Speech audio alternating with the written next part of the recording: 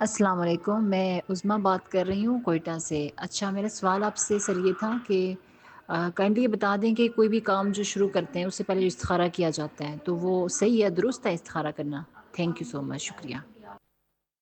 بالکل استخارہ درست ہے۔ آپ صلی اللہ علیہ وسلم کی حدیث ہے کہ وہ شخص کبھی بھی نامراد نہیں ہوتا جو استخارہ کرتا ہے، اور استخارے کے لیے ہم لوگوں نے بہت ساری باتیں مشہور کر رکھی ہے کہ وہ رات کو سوئے گا اور یہ ہوگا اور وہ ہوگا۔ اس کے لیے سب سے بہترین طریقہ یہ ہے کہ اللہم اہدنا الصراط المستقیم۔ ہم ہر نماز میں استخارہ کرتے ہیں کہ یا ربا ہمیں سیدھا راستہ دکھا دے۔ تو آپ کوئی بھی کام کر رہی ہے آپ یہ کر لیں، پھر وہ جو حدیث میں استخارے کی دعا اگر کسی کو یاد ہے وہ بھی کر لیں۔ پھر اسی طریقے سے اگر کوئی آدمی جو ہے وہ اس کے لیے 2 رکعت نماز پڑھنا چاہتا ہے وہ بھی حدیث میں اس کا تذکرہ موجود ہے۔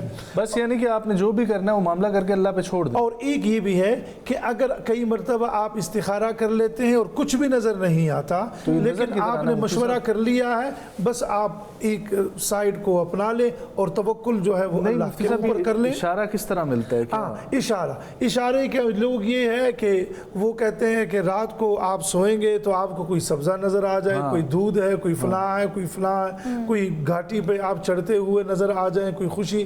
تو یہ عام طور پر ہر ایک شخص کو یہ اشارات اور کنایات نہیں مل سکتے۔ ویسے اگر ملتی ہیں کبھی کبھار بزرگان دین کو اللہ کریم کوئی اشارہ فرما بھی دیتے ہیں۔ اصل میں اس میں نا چھوٹی چیز ہے، آپ صلی اللہ علیہ وسلم نے ایک دعا بھی کہ اللہم اغفر لی واختر لی، ٹھیک ہے کہ آپ جب بھی کوئی ایسے معاملے میں ہو آپ اس کو پڑھتے رہے، استخارے کی مختصر دعا۔ اور دوسری بھی حدیث سے ہمیں جو اللہم انی استخیرک ھذا الامر، وہ بھی آپ مفصل پڑھ کے نوافل کے ساتھ کر سکتے ہیں۔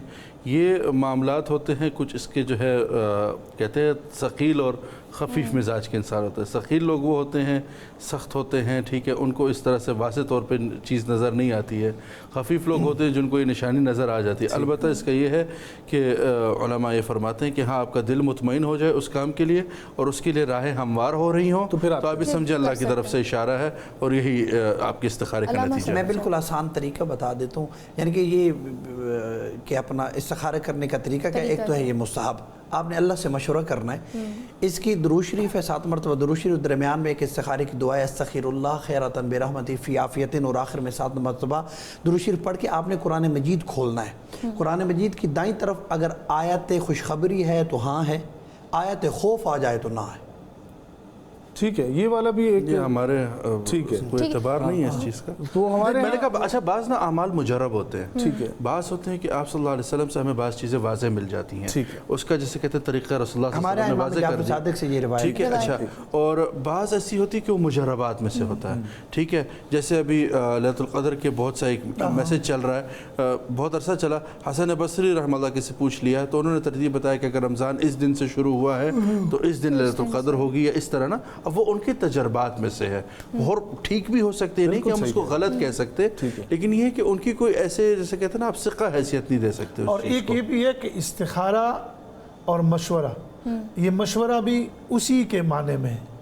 اگر آپ نے کسی سے مشورہ کر لیا جو اس فیلڈ کا وہ بندہ ماہر ہے، یہ بھی استخارہ کہلاتا ہے۔ ٹھیک ہے، یہ بھی حدیث میں اس کا تذکرہ موجود ہے، ما خاب من استخارہ وما ندم من استشارہ، کہ وہ شخص کبھی نامراد نہیں ہوا جس نے استخارہ کیا، اور وہ کبھی پشیمان نہیں ہوا جس نے مشورہ۔ اور آپ صلی اللہ علیہ وسلم نے کہا نا ابن آدم کو جو اللہ کی طرف سب سے بڑی نعمت دی گئی ہے وہ استخارے کی دی گئی ہے، جو اپنے رب سے مشورہ کر سکتے ہیں۔ لیکن یہ بھی کہا جاتا ہے نا کہ استخارے میں آپ رہنمائی لیتے ہیں، اللہ سے مشورہ ہوتا ہے، پھر جو بھی آتا ہے اس کو ماننا ضروری ہوتا ہے۔ اس بارے میں کیا ہے؟ اللہ کریم انسان کے دل میں کچھ ڈال تو دیتا ہے نا، اگر انسان اللہ کی طرف رجوع کرتا ہے تو اس کے دل میں کوئی نہ کوئی بات آ جاتی ہے، اور یہ بھی اچھا ہے۔ دیکھیے چلیے کچھ بھی نہ آ جائے لیکن ایک کام کو آپ نے شروع کیا، آپ اللہ کی طرف متوجہ تو ہوئے تو اللہ کی مدد تو آپ کے ساتھ شامل حال ہو گئی۔ نہیں اگر یعنی کہ آپ نے کام کیا اور استخارے میں نہ آئے، اب ڈر یہ ہوتا ہے کہ میں نہیں کروں، اس کا علماء نے صدقہ دیجئے اور اپنا کام کر لیجئے۔